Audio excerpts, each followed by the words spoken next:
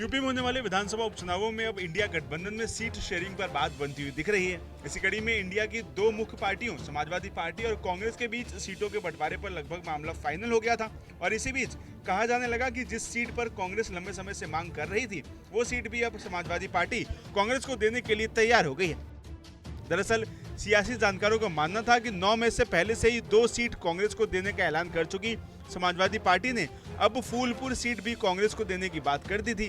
गौर करने वाली बात है कि कांग्रेस लंबे समय से फूलपुर सीट की मांग कर रही थी, वहीं दूसरी ओर पहले ही समाजवादी पार्टी इस सीट से पिछले चुनाव में महज 2000 वोटों से हारे मुस्तफा सिद्दीकी को प्रत्याशी बना चुकी है। ऐसे में जब ये बातें सामने आई कि समाजवादी पार्टी फूलपुर सीट कांग्रेस को देने वाली है, तब उन्होंने इन चर्चाओं को सिरे से खारिज कर दिया और कहा कि इन चर्चाओं में कोई दम नहीं है। हालांकि सियासी एक्सपर्ट्स का मानना था कि इस मुद्दे पर खुद अखिलेश और राहुल की एक दूसरे से बात हुई थी और अखिलेश फूलपुर सीट देने के लिए राजी भी हो गए थे, लेकिन अब इन तमाम अटकलों पर विराम लग गया है और फूलपुर सीट पर अखिलेश के प्रत्याशी ने नामांकन दाखिल कर दिया है।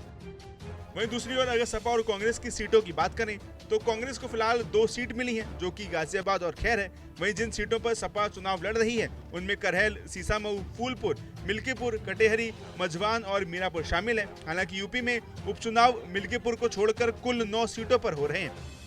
वहीं इसी बीच अब सवाल उठता है कि आखिर कांग्रेस लंबे समय से फूलपुर सीट क्यों चाह रही थी। तो आपको बता दें कि कांग्रेस पार्टी का कहना था कि कांग्रेस को जो 2 सीटें मिली हैं वो दोनों सीटें पश्चिमी यूपी की हैं। वो यूपी के पूर्वांचल से भी एक सीट चाहती थी। सूत्रों के मुताबिक प्रियंका गांधी का कोई करीबी नेता भी वहां से चुनाव लड़ना चाहता था, इसीलिए कांग्रेस ये सीट अपने पाले में चाहती थी। वह इसके साथ कहा यह भी जा रहा था कि फूलपुर सीट देने के पीछे समाजवादी पार्टी का महाराष्ट्र प्लान था।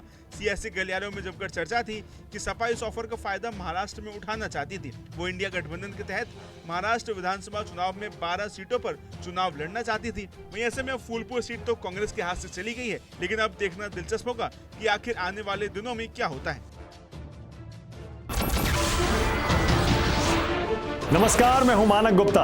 अगर आपको हमारा ये वीडियो पसंद आया हो तो इसे लाइक और शेयर जरूर करें और हां, हमें सब्सक्राइब और फॉलो करना ना भूलें ताकि आप देश और दुनिया की कोई खबर मिस ना करें। तो जुड़े रहिए हमारे साथ और देखते रहिए न्यूज़ 24।